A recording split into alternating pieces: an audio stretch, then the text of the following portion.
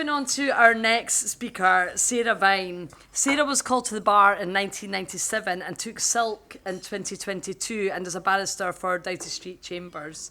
Sarah is ranked as a Tier 1 in the Legal 500, which last year said that Sarah is a very serious player. She has a great courtroom presence, is a brilliant cross-examiner, and a very humane and funny individual.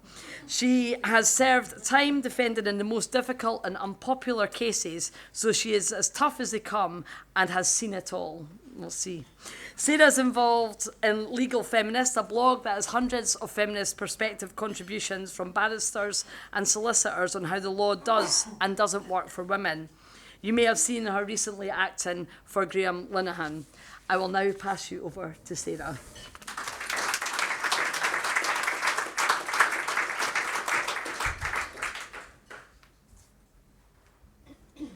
It's always going to be a treat to have to follow Susan Smith, isn't it? Brilliant.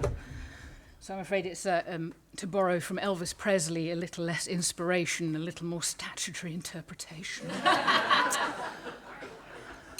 I've got loads written on this, and I'm not going to get through loads in 10 minutes. So obviously this is just going to be headlines.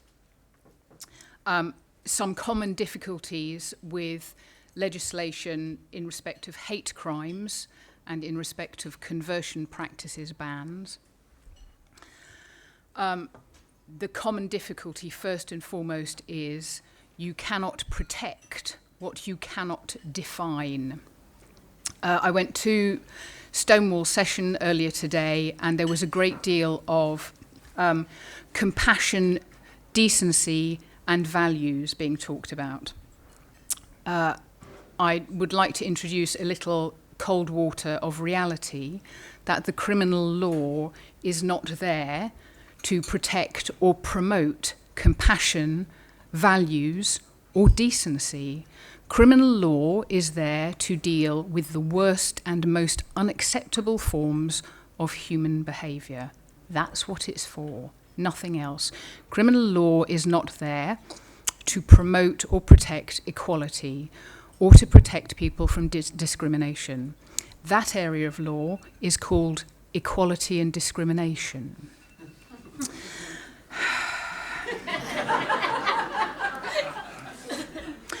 One of the most important things about criminal law is that it is available to people, that it is comprehensible to everybody, from an extremely learned senior judge all the way through to some slightly less learned, more junior judges, through to mere KCs, barristers, solicitors, police forces, regulators, local authorities, and then the most uneducated, barely capable citizen in our country.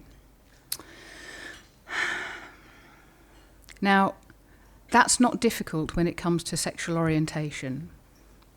One only needs to look at the Equality Act to understand that sexual orientation is terribly easy to define. It is also pretty much a consensus that sexual orientation is something that everybody has. There may be dispute about its internal diversity, but everybody has it. I am yet to encounter anybody who can explain, describe, or define gender identity to me without finally resorting to an acceptance that it is essentially a metaphysical belief. I should be absolutely clear, I do not deride or demean metaphysical beliefs. I have plenty of them myself. I do not, however, in a democratic society, expect them to be protected as though they were material characteristics. So, your hate crime. Oh. Most criminal lawyers hate crime. what we currently have as hate crime is crime aggravated on the basis of racial hatred, stirring up racial hatred, which pre-existed the Equality Act by a very long time, and also religious hatred. Those were both responses to an obvious and pressing social need. We could see it everywhere, what was going on. I had a conversation with somebody the other night about the equalisation of protected characteristics in hate crime. And her perspective was that all protected characteristics should be protected as hate crime. My position is they are protected within discrimination law, and that what we currently have is a system where, in fact, aggravation on the basis of disability, sexual orientation, and transgender identity is available to a judge when passing sentence. I've spoken to parliamentarians about this who did not know that that was the law. I think that that is sufficient. And if you need maximum sentences to go up to reflect values, by all means, increase the sentences. But what we don't need is to add more hate crimes. I don't know if anybody has taken the political temperature out there.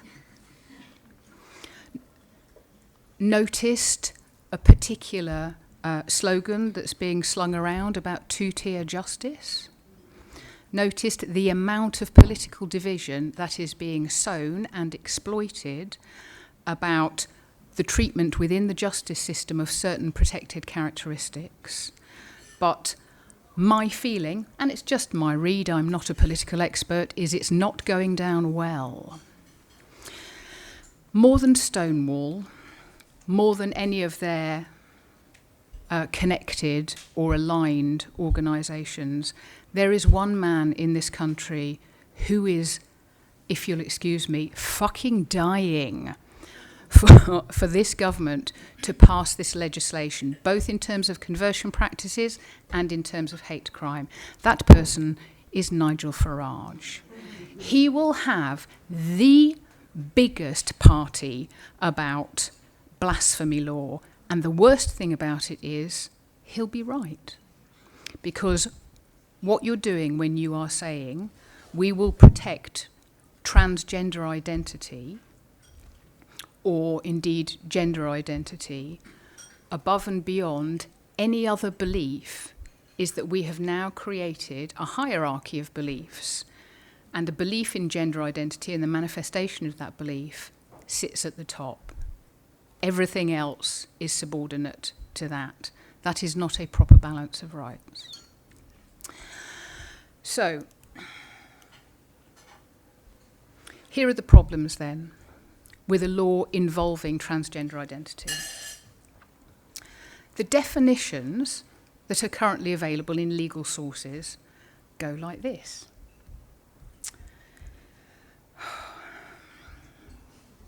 Section 11 of the Hate Crime and Public Order Scotland Act 2021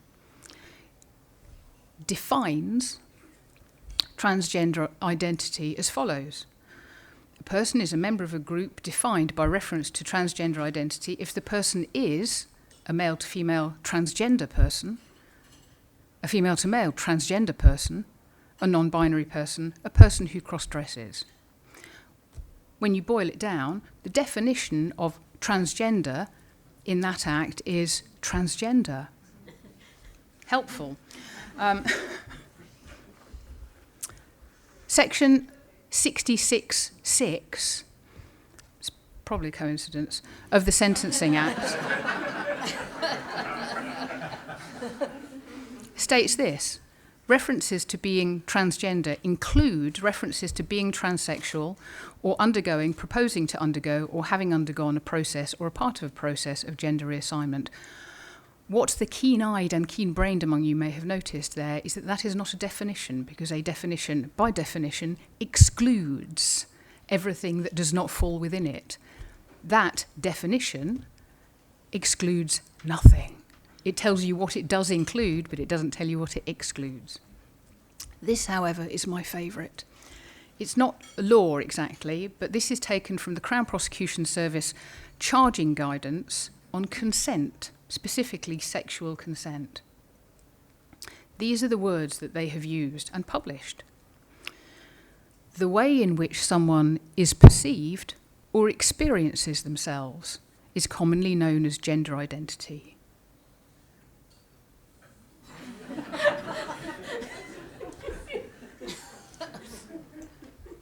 So,